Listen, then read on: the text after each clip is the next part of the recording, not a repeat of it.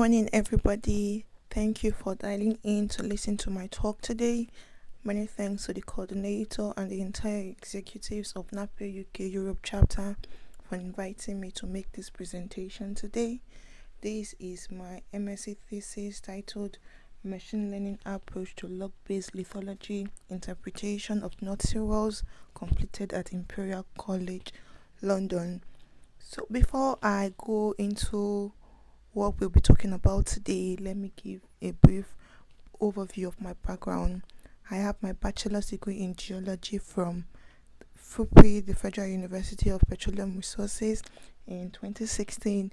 I then joined DigiConnect in 2018 as a geoscientist, and from there I went for my master's in petroleum geosciences at Imperial College London, and I'm currently a data geoscientist at CGG.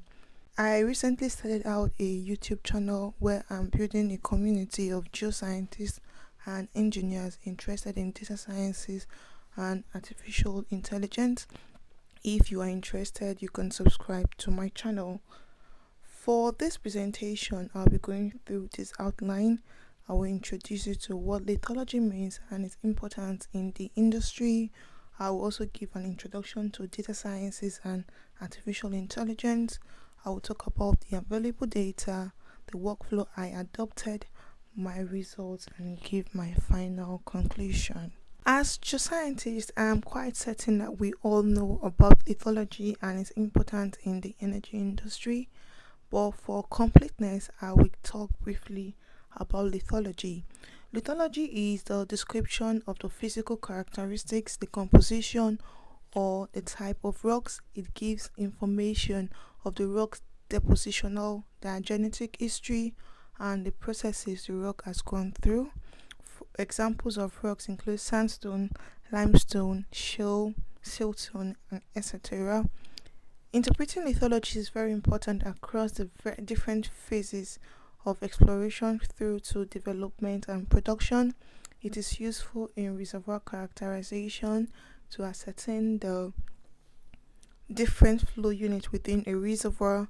It is useful in volumetric calculation to ascertain the flow type using neutron density tools.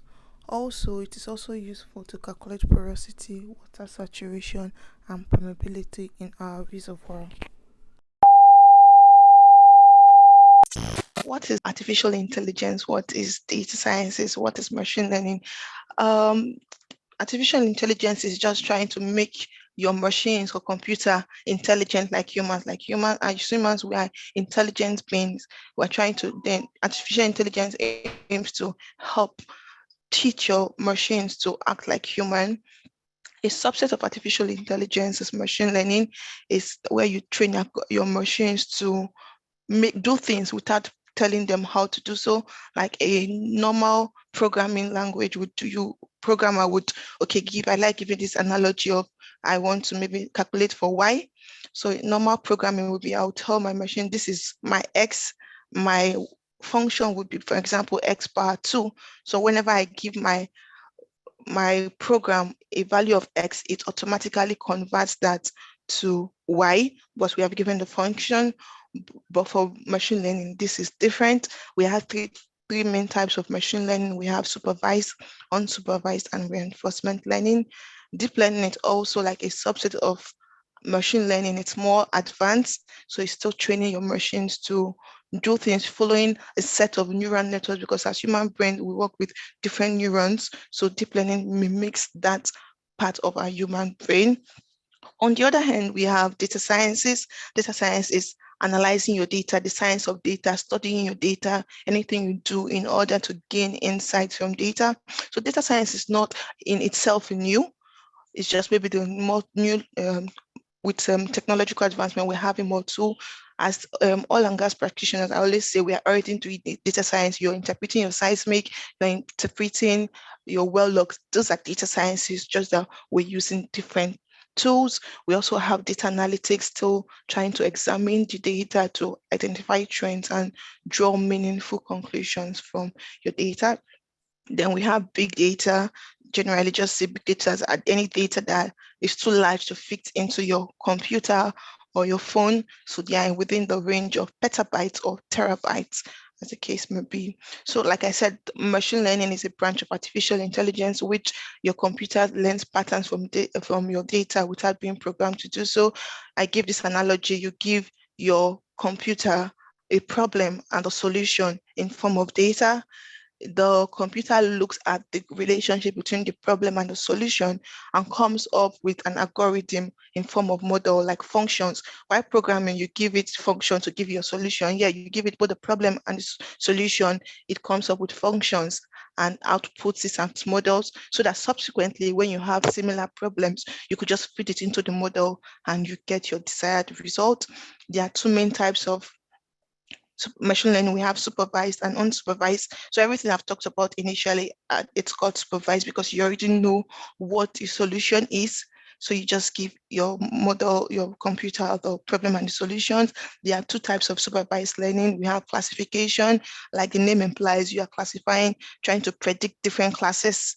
So is it this or that? And you could have binary classification where you're predicting only two things, or multi-class classification where you're predicting multiple things. So for an example in the industry for classification could be lithology prediction, for example, is classification.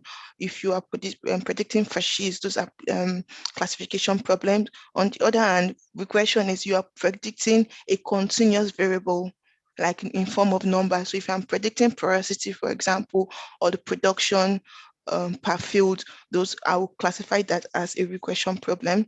For unsupervised, we have clustering analysis where you don't have the labels. So for supervised, we have labels. Unsupervised, we don't have labels. So the machine looks at this data, looks for trends and patterns in the data, and groups those data into different clusters. Then we have reinforcement learning. This is a type of machine learning where you train your data or your model through a series of trial and error. So where your model performs well, the model is rewarded, and if it performs poorly, it is penalized. So that's what we call reinforcement learning. We've known that machine learning is very important, has been used in different fields to optimize processes. It can also be applied to the energy industry to help simplify complexity. However, it's very necessary to include subject matter expertise, rather than, because we understand our data better, we understand the challenges, we understand the problems, we understand uncertainties associated with this data. So it's very necessary to employ subject matter expertise when deploying machine learning in the energy industry.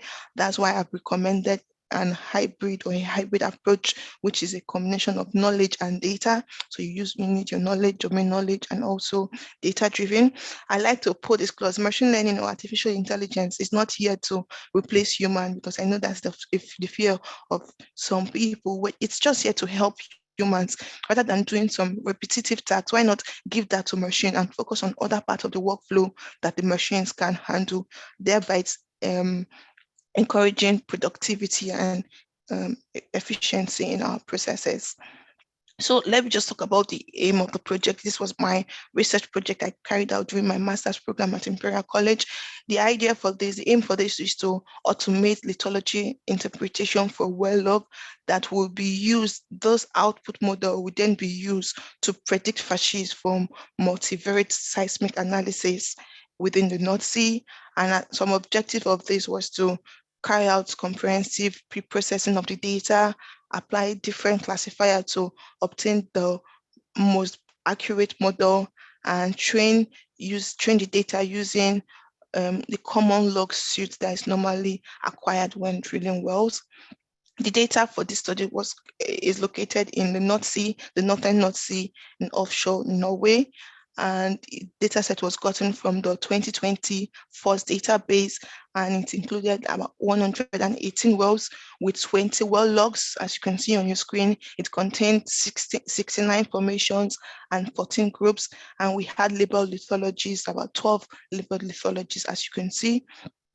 As a QC for the model, I went ahead to approach the Norwegian Petroleum Directorate to provide composite and mod log reports for the wells used for the study.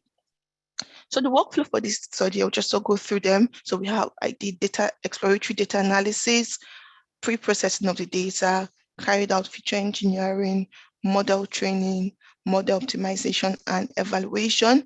So I'll be going into this in subsequent slides, just to give us time to talk about the results of the model. I will breeze through the different workflow.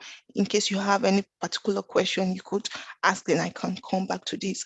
It is important to note that this work was done using Jupyter Notebook with Python, and it's like free of charge. I didn't have to subscribe to any software. I just had my computer and knew how to program and everything. So most of the all the images you'll be seeing, like output from the model, were gotten from Python, no additional software. So the first step is to carry out exploratory data analysis.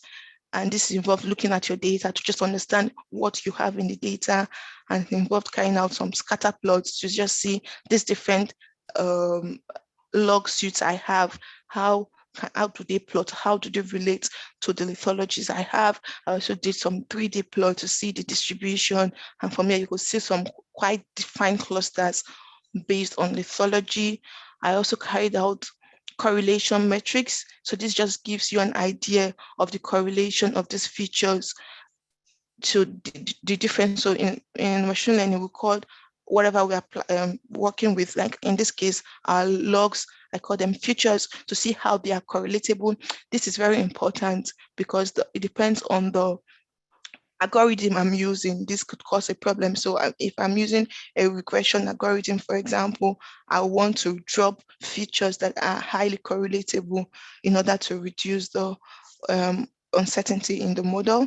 I also carried out some distribution to just see the distribution of the logs I have. So this is where subject matter expertise is very important. So as a petrophysicist, you understand what's the normal range of my GR log. Normally you want to maybe do within 0 to 200, or in some cases maybe 400 API. But in this case, we are having up to 1,000. So I can already start flagging that this could be outliers in our data. You could also see from the perf log, we have long whiskers. So as a pre-processing, we need to address all this data that could be considered outlier. So this just shows one of the wells used to show the complete well log suite. So we have the different logs, and this image also was generated using Python.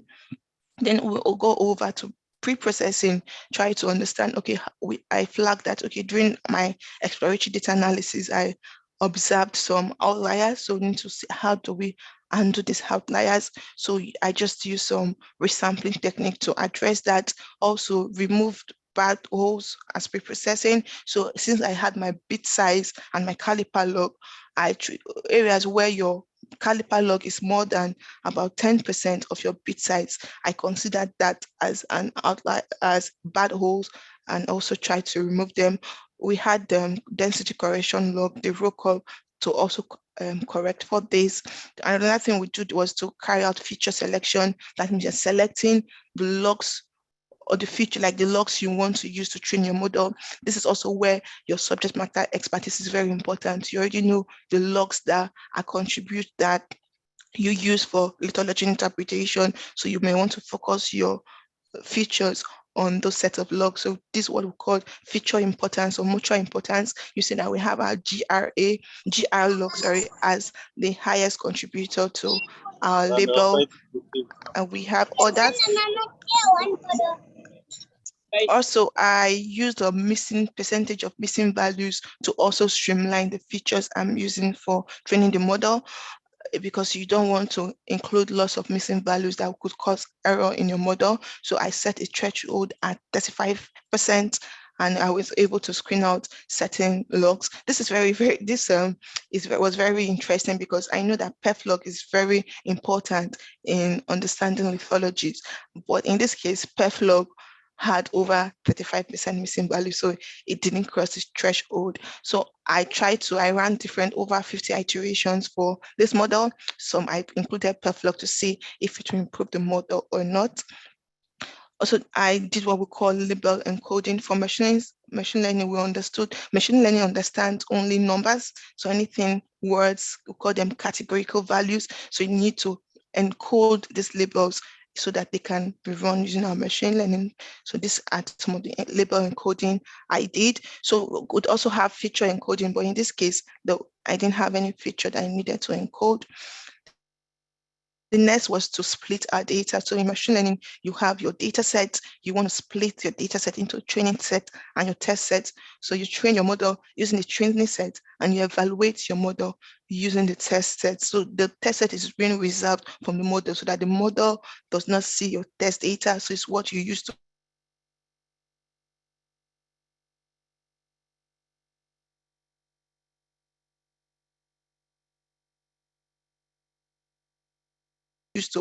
score your model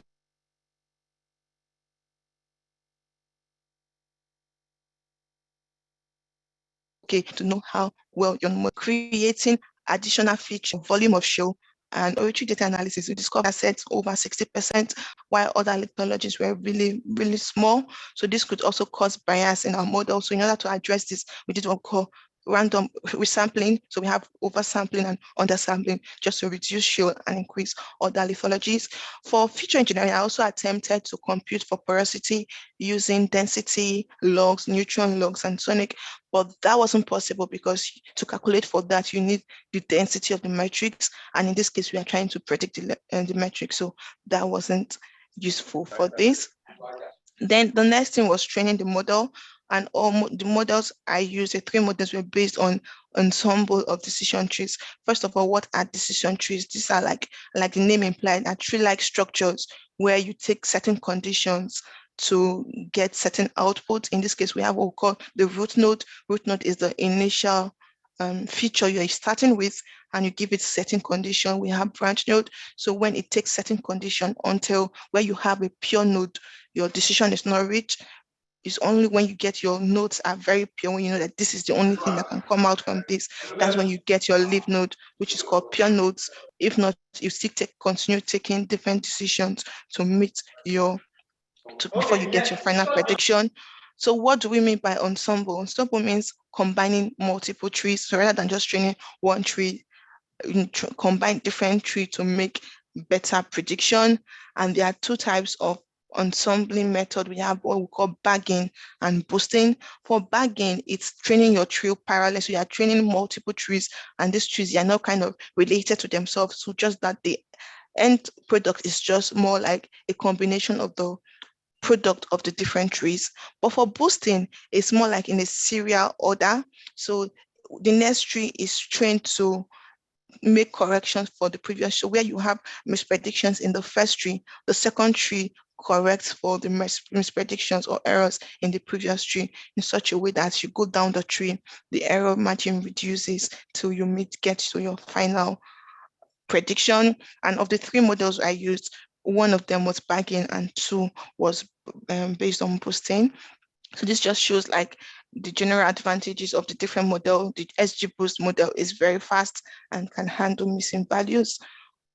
So the next thing we do is to optimize model. After training your model, how can I make my model better? So in machine learning, we know what we have what we call underfitted model or overfitted model. You want to avoid overfitting and underfitting. So underfitting is where your model fails to generalize, like it performs poorly on your training set and both your test set, while overfitting is like you're trying to capture every little detail in your training set, and some of those things could be misinformation. So why this is bad, because your model can perform perfectly on your training set, but when you introduce a new data, it performs poorly. So in that case, you could say your model has been overfitted. So you want to achieve like a very good fit that can appropriately generalize on different data sets. So to optimize your model, we use the approach of hyperparameter tuning. So I like using this analogy of chicken, maybe because I like food a lot and I like preferring chicken. So we have like, you give your model, for example, you have your chicken, you want to prepare your chicken, you have the ingredients you want to use, you marinate your chicken, make it succulent, and you go ahead to prepare your oven, like you want to set your temperature, you want to set the cooking time to achieve your result.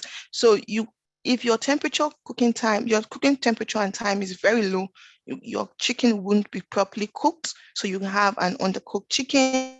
if this temperature and time is too high, you could get your chicken burnt. So you want to attain that appropriate temperature and time in order to get your succulent chicken as you like it. So for hyperparameter tuning, this can be likened to adjusting temperature and time. So some of the things you could adjust could be the number of trees in your model, the maximum number of depth, your learning rate. So these are different. There are different parameters you can adjust to achieve the best model you have. We also do what we call cross-fold validation. So initially, I told you about splitting our data into training test set and test set. So for cross-validation, we further split our training set into training and validation. So in the example you see on your screen is 4-fold validation. If you want to do 10-fold, you divide it into 10. So like you reserve a portion of that to validate the model. So for each of the run, a portion is validated. For example, if I'm working with the first run, I'll use my first reserve data. For the second split, I'll be using only the second fold to carry out my validation to improve my model. I hope that comes across very well. So that's what we call cross-validation. Then for evaluation, so after training your model, you've evaluated your model, you've optimized your model, you want to evaluate the model, like score the model. How is this model performing? Is it performing optimally? So one way to do that, so it depends on the machine learning problem you're solving. There are different evaluation techniques to that, but in this our case, it's a classification problem. So we'll just stick with classification evaluation algorithm. So we have accuracy score. It just gives you the total number of correct predictions you have over the total number of predictions you did. In this case, we have an imbalanced classification. Accuracy score might not give you the best result because, for example, we have 60% of shale in our data. If I already able to predict only shales, for example, our model will give us 60% accuracy. While we need to understand that trade-off. So we also know what we call confusion metrics. We also do what we call confusion metrics or penalty score. So for the computation, a penalty matrix was given. The idea of this penalty matrix is depending on the wrong prediction you have, your model is penalized differently. For example, if my outcome is sandstone and I predicted sandstone correctly, I would have no penalty. So it will be 0. So you want to aim to get 0. So if I predicted, let's say if I predicted shale for Mal, I'll be penalized just 2. But on the other hand, if I predict an anhydrite for Mal, same thing, it will give me 4. So I'm losing 4 marks. So this is the idea of this penalty metric. So it just gives you, so at the end of the day, you want to aim to get a very low score, like towards 0, to evaluate your model. Then we have what we call confusion metrics. It shows you an idea of how your model is performing. So for example, for sandstone, in this case, you have how many percent of sandstone did I predict as sandstone? How many percent of shale did I predict as shale? So you aim to have high predictions. So let me turn on my laser pointer. So you aim to have high colors around here to show that, okay, my model is performing very well. So the other evaluation technique I applied was using visual comparison. So comparing the individual well, the predicted versus the actual label. So this is a result, a confusion matrix of 2 of the models I tried. So I selected the best model. So for this, you could see that my model was able to predict 66% of sandstone very well, 89% of shale, and as you can see, lights. So if you look at the random forest model, you see that I'm able to predict 92% of shale, about 93% of shale correctly. But if you look at other lithologies, for example, the random forest model couldn't really predict any dolomite at all. But for my XGBoost model, I was able to predict about 24% of dolomite correctly. So you could see the penalty score we have. Although you have high penalty for XGBoost, we have about -0.6. For random forest, we have -0.61. So looking at this, you want to think that random forest performed better.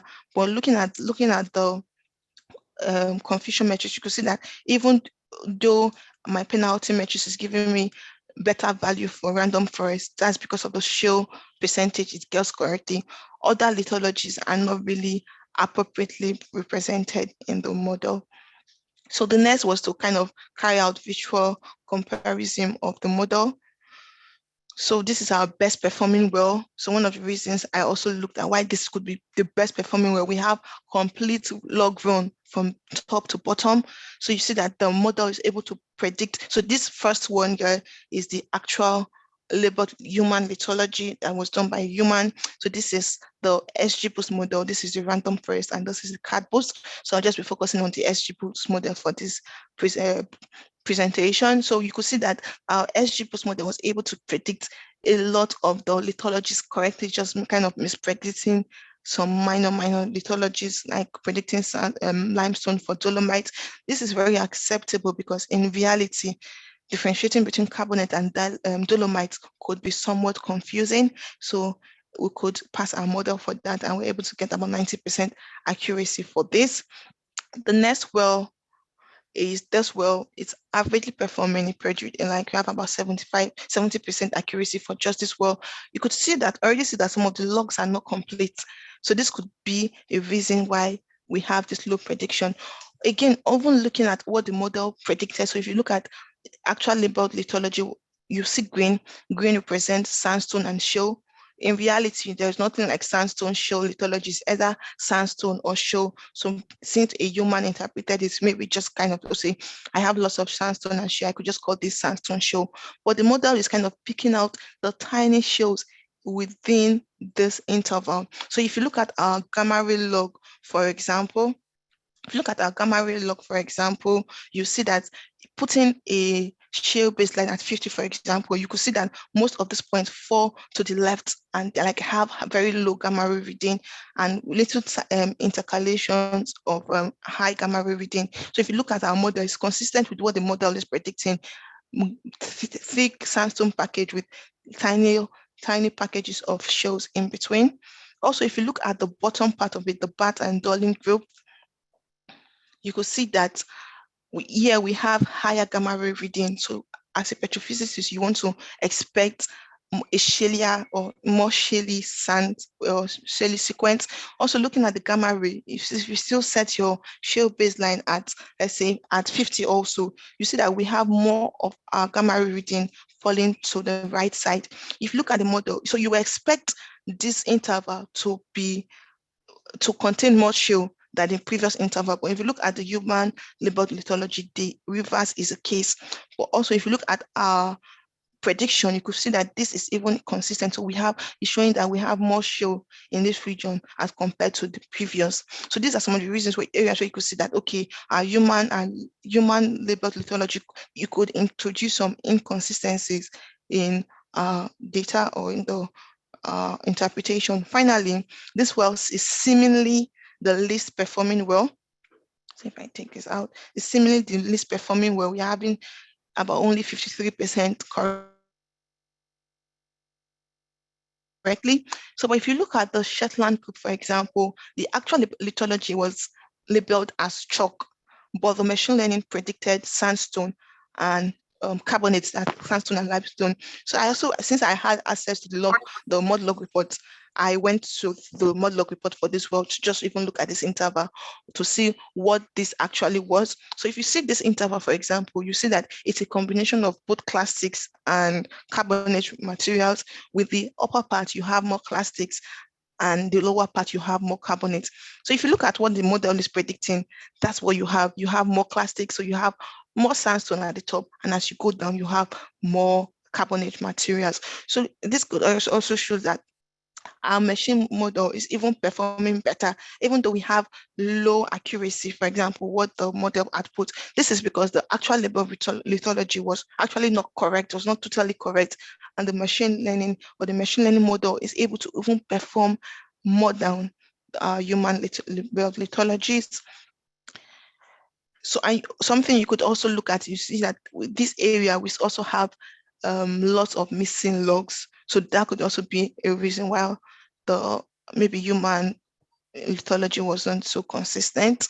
So in conclusion, I would just say that machine learning can adequately improve our geological workflow by saving amount of time to carry out routine tasks. So some of like lithology interpretation is somewhat routine. So if we could give this over to machines, it could help humans focus on other parts that would increase efficiency and effectiveness. Also, with machine learning, we can eliminate human errors. Like sometimes we overlook certain things. Maybe we are tired or we are overworked. You could have some of these errors. But if a machine is doing this, you are able to remove human errors and also sentiments. So sometimes what I will call shale, somebody else can call that sandstone, or what I will call dolomite, somebody else might call that limestone. So those kind of sentiments can be eliminated if we deploy machine learning algorithms. Also, the quality of your model is very important. Of the data you give into your model is very important. So if you give your model a poor data or a bad data, you won't expect a very good result. And also, like you've seen from the example I showed you, the presence of log can also affect your model. So in wells where we have complete well log suits, you see that you have better predictions. And in other words, where you don't have complete suit, you see that the model is kind of struggling. Like I said initially, subject matter expertise is very important in artificial intelligence. So that's one of the reasons we are advocating for more geoscientists, for more engineers to come into artificial intelligence, to come into the field of data sciences, artificial intelligence, because we understand our data better, we understand the uncertainties associated with this data, we can better optimize, adapt these tools or this technology to better enhance our geological workflow and our processes. So I'll just be ending my presentation there. Thank you for listening, and I'll be open to answering any question you may have. Thank you. Okay, thank you, Promise. I don't know if you have looked at recent data in the Niger Delta, for example. We had a lot of, the logs are flat, not telling you whether it is sand or shale. And a lot of petrophysicists have had issues, especially a lot of the wells that have been in the past, in the time past, especially with the students working with digital. A lot of wells have been drilled in the past where companies have actually given up on some of the wells, only to go back recently to find out that those wells are actually not dry, supposedly. I'm talking about bypass hydrocarbons because of because your well log is showing as if it's shale, whereas just like you have indicated in your interpretation, you have very good reservoir sands in between, just like you're showing using machine learning. So I think a combination of your machine learning approach and human beings, really, because at the end of the day, human beings continue to play a very significant role. Not that the machine will take over our job and do the work, and then we fold our hands. We still have our own roles to play, really, in trying to make meaning out of what you put into your machine, because what you put in what you get out. But you still have to, as a geoscientist, as an engineer, a reservoir engineer, be able to look at the data and be able to make and look it into your model. And of course, power of integration really is very important, because probably what you may not have done in your project is the fact that you did not have the opportunity of looking at the seismic signals in some of these wells that you have looked at, because that could have also helped in real proper workflow, really, towards arriving at some, some conclusions that may actually go off what everybody have been looking at in the past, and you begin to look at new opportunities and new oil, new hydrocarbon. Really, this is this will be good, especially for the Nigerian, and I'm very sure, and I know a lot of our viewers here, some of very experienced viewers will also agree with me in the areas where we have had a lot of issues with bypassers to carbon. Machine learning approach with the logs that were acquired previously in the past, as well as the new knowledge, especially from our young geoscientists, really will add value. And so I see a lot of opportunities for us in the industry. I'll leave it at that. I'm not asking you to answer that question really, but it's just something that I wanted to share with you. And then I will leave the rest for viewers to ask their questions. I'm not putting you on the spot. So I will take, as I see the hands, Teslim Adeleke. You can unmute yourself, Teslim, and then ask your question. I'll make it very brief. Thank you. Okay, thank you, moderator. Can you all hear me? Very loud and clear. All right. Thank you, Promise, for the interesting presentation. One of the things attractive in this machine learning task, especially in petrophysical analysis of this manner, is that we want to actually bypass the issue of seismic inversion. So we want to be able to predict lithology from seismic. And so we want to in a situation where we have a few wells, we want to use machine learning to be able to interrogate the entire seismic volume without having to drill more or many wells. In that wise, we are saving costs and we are saving time. So just as the moderator said, in this presentation, I'm hoping to see probably some kind of seismic as one of the inputs information, so that if you have seismic signal. In this case, it could be some form of wavelet, introduction of wavelet and some seismic signals. If you can input that instead of just having the well logs alone, then this should enable us to see if actually we could be able to predict lithology, from seismic without having to go through the process of seismic inversion. Because right now it's one of the interesting things that we are looking, that a lot of geoscientists want to see, if actually it's possible for us to be able to directly predict lithology from seismic without having to do seismic inversion. So that's my contribution. Thank you. Okay, let me quickly address that before we go on. Like, if you follow through from the beginning of the presentation, I mentioned that this is more like a step towards applying this model to multivariate analysis of seismic to get your facies. So this is just like a phase one of the project. So before you do that, you need to kind of start with interpreting lithologies from your well logs, and the model will in turn be used for seismic analysis. So you already have models to even interpret your structures from your seismic already. So the idea is to combine this model with a seismic in order to be able to predict the facies of our facies from our seismic cube. So like the title of the presentation stated, from well log alone. So what maybe a bigger picture would be applying into seismic, but it's more than like it's a next phase for the project. If you unmute yourself and ask a question. Good afternoon, Promise. That was a very wonderful presentation by you. Thank you. It was very concise and understanding. But I want to ask, coming back to the Nigeria system over here, this issue of artificial intelligence and is becoming rampant in the sector as an innovation. So from your observation over there in the course of your study, in what measure do you think our students here can easily be carried along with this new technology and innovation in terms of the geological studies and young professionals in the industry over here? Thank you. Yeah, so I would say, first of all, is interest. You need to be interested. You need to have the determination to go through. Another thing you need is data.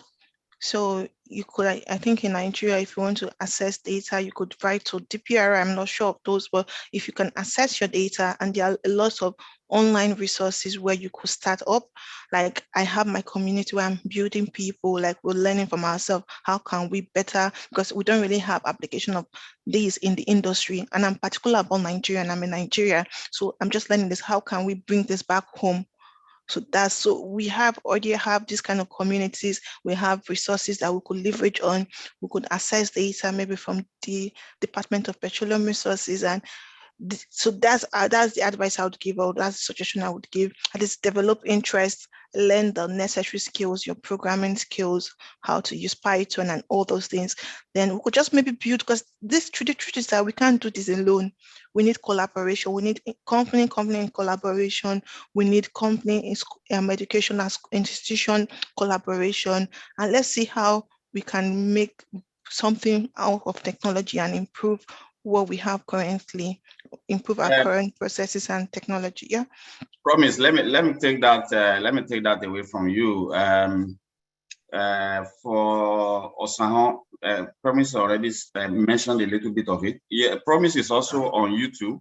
You can also go on YouTube and listen to some of our presentations. But beside that, I remember I was present at the NAPE Abuja chapter presentation on the same machine learning approach. It was presented by Landmark Graphics, and at that meeting, just like Promise mentioned just now, Landmark is willing to provide support to students, really, and they had an open session. I can't remember whether it's in the east or so, or in Calabar, where they invited students that are interested in learning these skills. And so really, I will advise that you also get in touch with NAPE, get the presentation for the Abuja chapter technical presentation, and listen to it, because Landmark actually made a commitment to support Nigerian students on how to acquire these skills. The various programming skills that they need for them to, that is needed for them to do well when it comes to machine learning. And various, there are so many, apart from geoscientists, actually, there are also students who attended that meeting, students from ABU, Abubakar Balewa University, studying soil science, and they are already doing a lot of things with machine learning, even for their PhD project. So this will be the approach. Please reach out to other students, reach out to NAPE, reach out to the YP, the young professionals. They have a lot of information about this. So this will be of help to you. Thank you, Promise. I will take Wasiu Raji. Wasiu Raji, please, can you unmute yourself and ask a question? Good afternoon. My name is Wasiu. Thank you, Mr. Oyebamiji. Let me start with praise. You did a very good job, and I want to say congratulations on that. I'm impressed by your presentation, starting from the cleanliness of the slides to the way you spoke to your slides. So I have the technical questions. So quickly on what Mr. Oyebamiji said, I have two undergraduate students that worked on a couple of projects that is similar to this. There are a lot of resources online and they are free, including thousands of wells that are free. They are outside Nigeria. So through NAPE, we can make that available. So to Promise, I have two questions, if time allows. Number one is how did you deal with the outliers? Because this is what we call outliers sometimes are a big issue.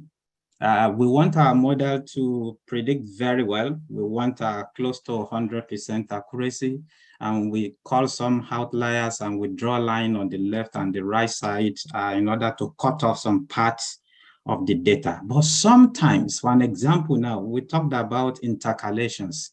This is what we call outliers, might be intercalation, maybe within sand or within shale sometimes, and they may be very important. They might be very tiny layers, but with giant pace sometimes. So how did you deal with that? The second one is the division between the training and the testing data. You said about 100 wells for training and about maybe 10 or 18 wells, I can't recall the figure, for testing.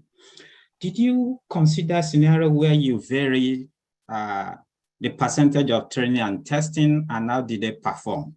So for an example now, did you start with 90-10?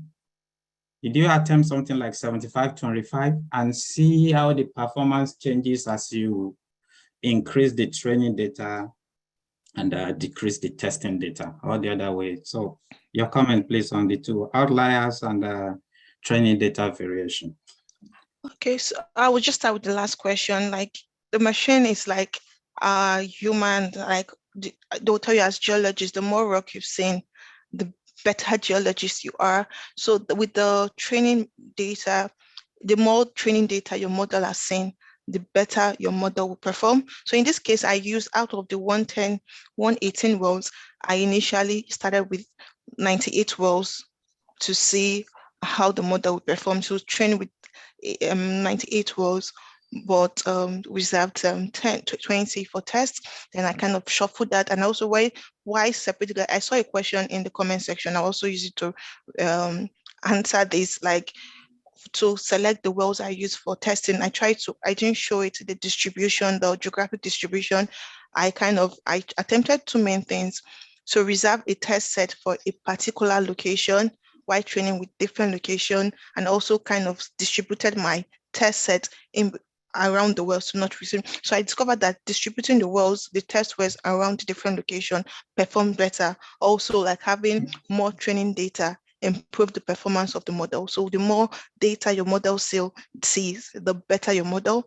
So for the outlier detection, like you said, it is very the ideal thing to do is to remove your outliers, but that's computationally expensive because you are losing data, because you need more data to train your model. So I did different approaches to address, rather than kind of cutting out the outlier. I used box plot to kind of replace those what I considered outliers. So I tried to be very generous. So the outlier is based on your log detection. So if in a GR log, for example, I'm having 1,000. I don't know, like from my experience, I don't think any GR log would get up to 1. So maybe there are inconsistencies. Those could be even null values or something like that. So this could be like maybe failure of the equipment. Those are the main outliers I kind of remove, because at the same time I don't want to mask. So removing those like you mentioned, some of those what we call outlier could necessarily not be outliers.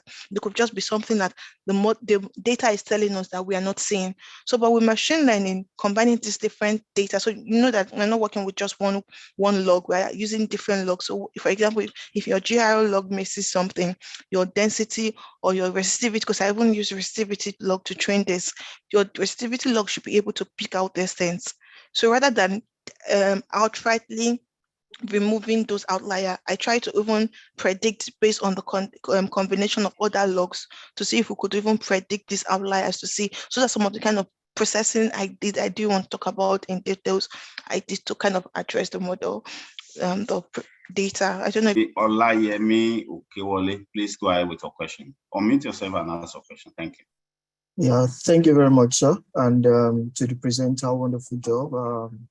Powerful slide presentation.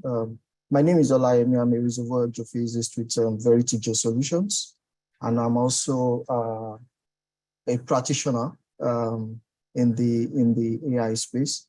Well done for the robust work that you did. I wanted to ask a few questions. Then I was going to talk to what one of the persons that asked the question earlier spoke to. My question first, and then my comment is, how did your models respond to fluid saturation? Okay, because I've seen, so it's also possible when we talk about this, I know you've gone approaching this purely from a lithologic perspective, but we also know that the response of, for example, an hydrocarbon fuel sand might be different from that of a brine field sand, you know, and then the different shades of did you try to take those into account during your modeling? The other question I was going to ask, I think you alluded to it, is testing the sensitivity of your different logs in the prediction in helping you achieve a very robust prediction. So we will know that probably some combination of some logs will do better than the combination of some other logs. So generally speaking, from what you've done, which are the most optimal in your prediction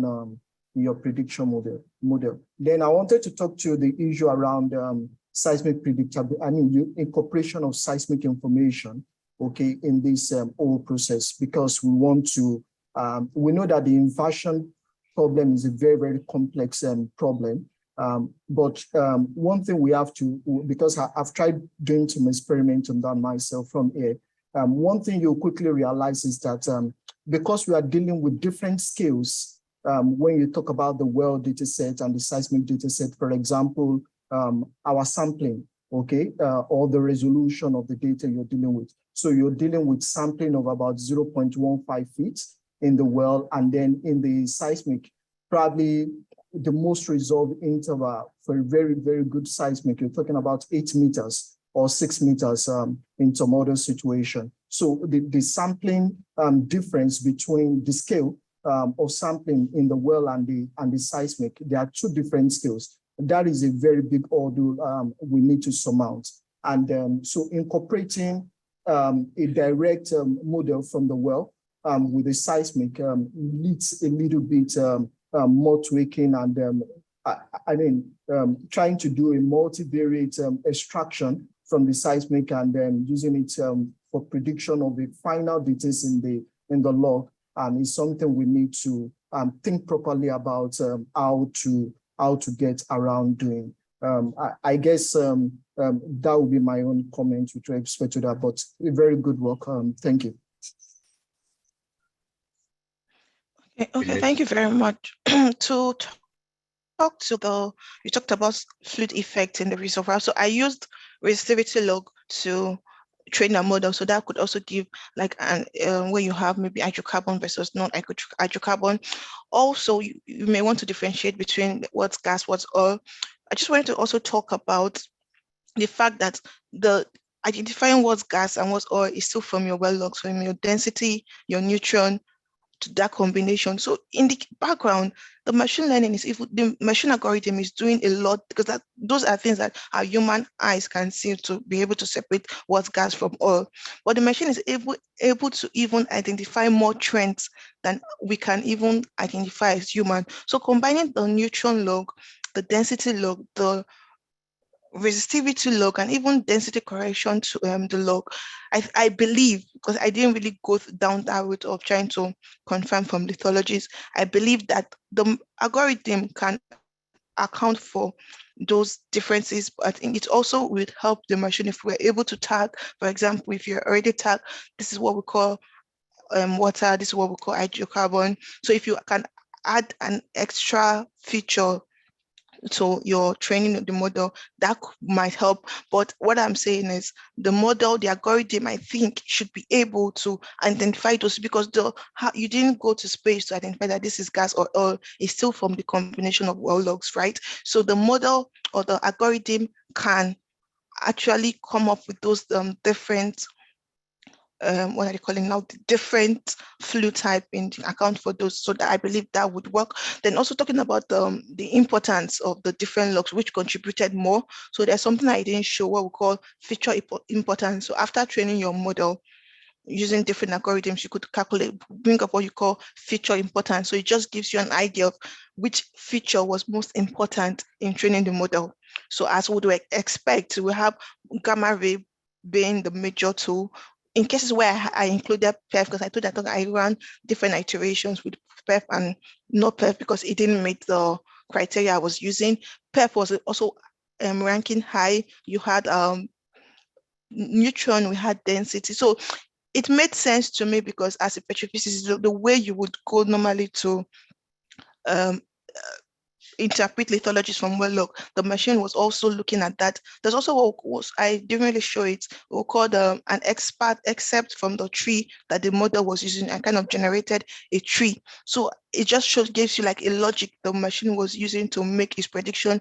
So this is like one of the trees, the subset of the tree that the model was using.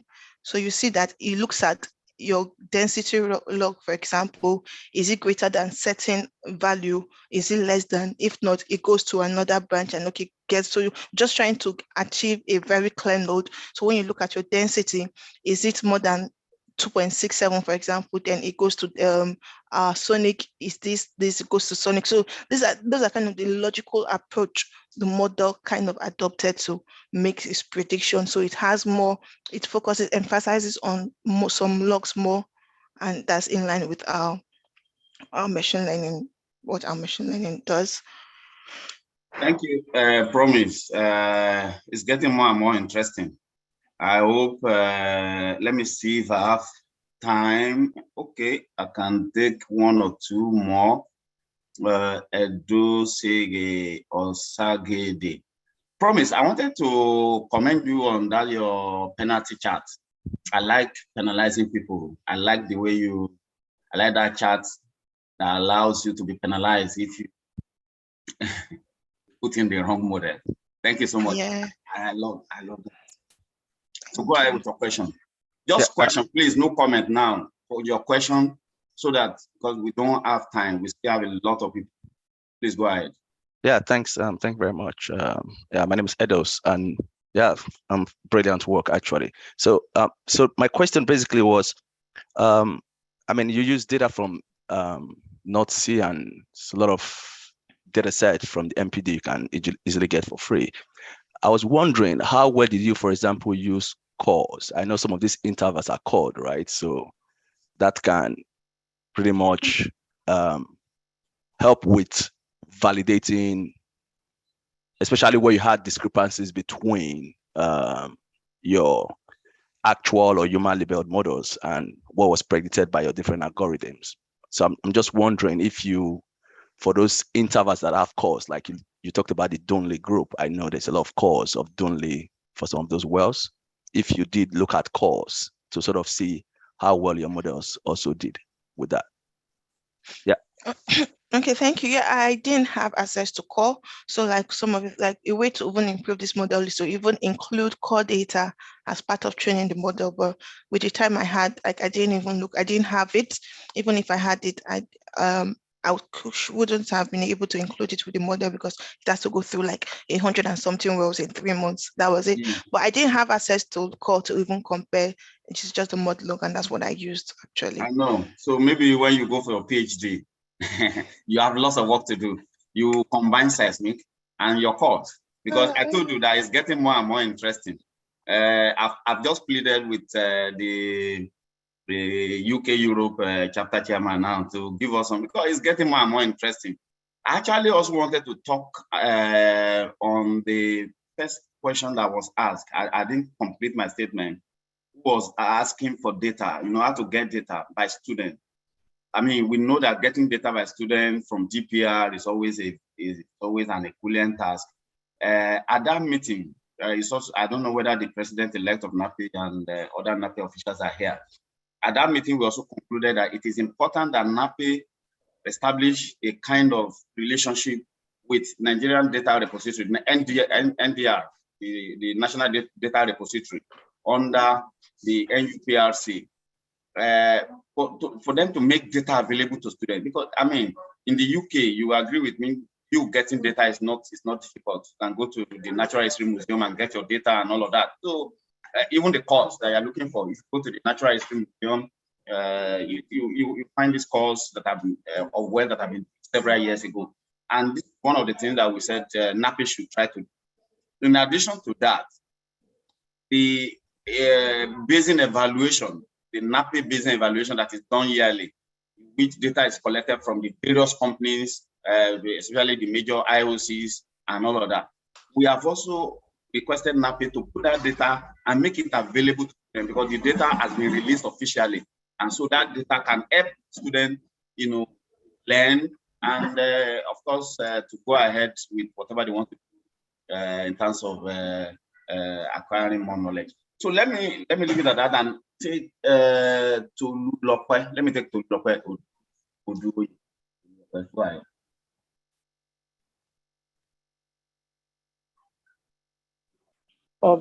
Good afternoon. Thank you, Promise, for the wonderful presentation. It's really, you really expatiated a lot of things. But what I want to ask is, as a young geoscientist, like, can you like outline a roadmap into being a machine learning engineer? As a geoscientist, actually, can you just like outline like a roadmap, or the things you have to do to being a machine learning engineer? That's my question. Okay. First of all, like you need to just get your. I'm hearing myself. Okay. You need to get your computers. You need to have only a computer. Then you want to learn a programming language. I recommend Python. Learn Python. Like there are lots of free resources out there that you could actually learn. You could go on Udemy. I started out with Udemy. There are some courses. So you don't need to start with application to the energy industry, because you may not really find that. So it's good to just get the background knowledge of what machine learning is, what data science, know how to program, and just know about it, not necessarily the application. So as geoscientists now, you cannot apply the knowledge of what machine learning is, because you already understand the geoscience workflow, so you cannot apply that. So I'll advise you to just go learn a programming language, Python, learn what machine learning is, learn everything about it, how it's been applied, not necessarily in the energy industry. You could apply it anywhere. Then when you've learned that, know about everything, you can now come back, bring it back home to apply it. So talking about data, somebody mentioned data. You don't have to start with the energy industry.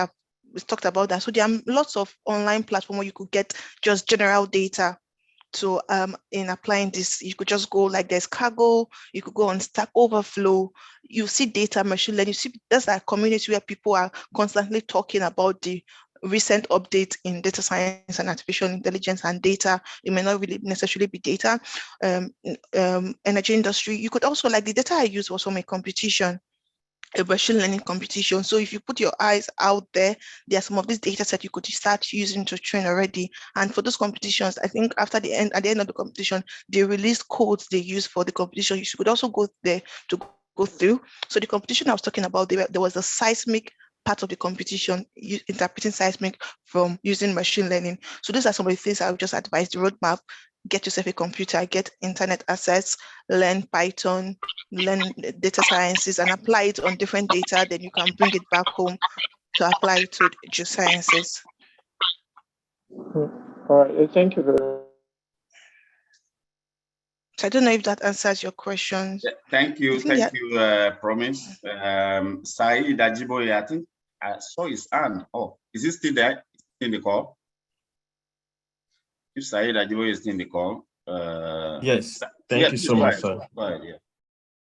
I mean, first and foremost, thank you to NAPI for the opportunity. It's a very fantastic section, and thank you, Promise. It's very fantastic opening this up to the people. Want to come in from the industry perspective. I'm Saeed Ajiboye. I work with Schlumberger, and in R&D section, I was previously full-time into seismic processing, and I've been dealing with ML and artificial intelligence since 2015. And I basically want to address the point mentioned by Mr. Teslim or Dr. Teslim, how the seismic help to predict the lithology. There's a lot of massive industry work. And I know that I'm happy that Promise is working with CGG. There's a lot of work going on, especially in the state, where CGG is doing this, Schlumberger is doing this. All the leading companies are doing this massively, and a great success have been recorded on this, how the ML has helped to to predict correctly, and even helped in imaging or reservoir characterization. So that's basically what I want to comment on. Now, Promise, I have a very short question. How do you see your research? You've got your data from North Sea. How do you see your model being applicable to Nigeria? Do you think the model you have is applicable to Nigerian geological setting? And if not, what do you think needs to be done? You would never know until you try, right? So I think one of the reasons, like I said, I still had that Nigerian default setting at the back of my mind while doing this, because you know that some of these logs are not really easy. You don't have more of these logs while training. I had over about 20 logs, but I ended up using about 7 or 8 logs. So I had that in mind. So it could be applicable, just that we need to maybe tweak a few things. Within the Niger Delta, we have more sand shales. You don't really have other lithologies, but I was working with about 9 lithologies. So those are some of the modifications we need to do, because you can't be applying a data when the model have seen carbonates, and the geology across board is different. So I don't know how applying this same model would be applicable to Niger Delta, but you could train using the same approach, the same distance. You could just tweak a few things and train your model using the Niger Delta basin data set, for example. But applying the same model just as it is, I doubt, because of the difference in geology. So in Niger Delta, I think somebody asked a question in the comment section. I saw it earlier when you talk about how does this apply to the Niger Delta, how this when we have only sand and shales. In my opinion, it could even be better. Like it's less complicated for our model, because our model is trying to predict about 9/10, but within the Niger Delta, we are just dealing with classics, and I believe the model machine learning should be able to spot those relationship better. So because you have limited options, not so many things to choose from. Okay, thank you, Promise. To all our viewers, essentially it's the same approach for different models. Depending on the basin that you're dealing with. When you're dealing with Niger Delta, you're dealing with separate lithologies. You're dealing with North Sea data, you're dealing with different lithologies. If you are dealing with the onshore Niger Delta, onshore Nigeria, where you have a lot of the Cretaceous basins, you are going to be dealing with different lithologies, which is more than the situation in Niger Delta. So really, same approach, but different models as applicable to your. I'll take the last question if my chairman will accept that I take the last question. Okay. Yes, sir. You can take one more. Okay. Let me take Professor Adabanija Morufudi. Thank you. Thank you, sir. Mr. Ibamiji, and congratulations, Promise, for your wonderful presentation. I just want to let you be assured that what you have done right there, you can do it in Niger Delta. You can do it anywhere. Machine learning, once you understand the workflow, or you come up with a workflow, and then you can come up with a different machine learning techniques, you can do it anywhere. The only snag is that, like a Dr. Wasiu asked you, you need to achieve a high level of generalization while you are trying to do your training. You need to use a lot of sufficient data so that while you are going with a real data set, you encounter less problem. So be rest assured you can do it anywhere. I can assure you that because I'm in the field as well. So I congratulate you. Now, the question I want to ask is that something was missing in your presentation, and that has to do with tackling the missed data. You actually didn't look into that, but I know that while you're doing your PhD, you need to do something about that. And that is why you learn from history. The history, previous studies, previous results that you obtained in that particular area will help to solve such problems. Another thing is that of outlier that you are trying to say. One thing that is very problematic with the resistivity that you have used for your maybe identification, that resistivity is in a logarithm scale. It may be difficult for you to get your outlier from there, because from experience, people are not able to do that because it involves some level of mathematics. You need to do what I call normalization to be able to obtain a very good data set for your resistivity when you want to filter out the outliers. So that's my contribution to your presentation. It was really good, and I wish you good luck. Yeah, thank you. Let me just speak to that. You talked about missing data. Is it like how do you mean? I just want to clarify that. What do you mean by is it missing data or missed up? So I just want to clarify that. Like maybe there's a data gap on your logs. Maybe Okay. certain feed interval, something there was no data, and then you have to fill it up. You know. Yeah. So I did that. I did mention it. Like if you look at, I used 3 different algorithms. Of those 3, one of them, XGBoost, can actually handle missing data. So it handles it within the algorithm. So I didn't need to do any imputation. On the other hand, random forest needed to do that. So I tried different imputation techniques. I tried, okay, where we have other logs, can we predict for the missing log based on combination of other logs? So there are different imputation techniques I used. I didn't want to use the what I call it now, maybe mean and median. That's what like a traditional machine learning workflow would go, because of what I understand about the geoscience data. I didn't want to go that route, so I opted for the option of either filling with null values. I tried that, and also predicting the missing logs based on the combination of the other logs. I still see some hands. Really, I want to sincerely thank Promise for the confidence, for the wonderful presentation, for the way you have answered all the questions. I want to advise, especially the UK Europe. I want to also commend him for bringing up a topic like this. That the truth is, we may be here for the next 1 hour if time allows. But Promise, again, I'd like to sincerely thank you for your wonderful presentation.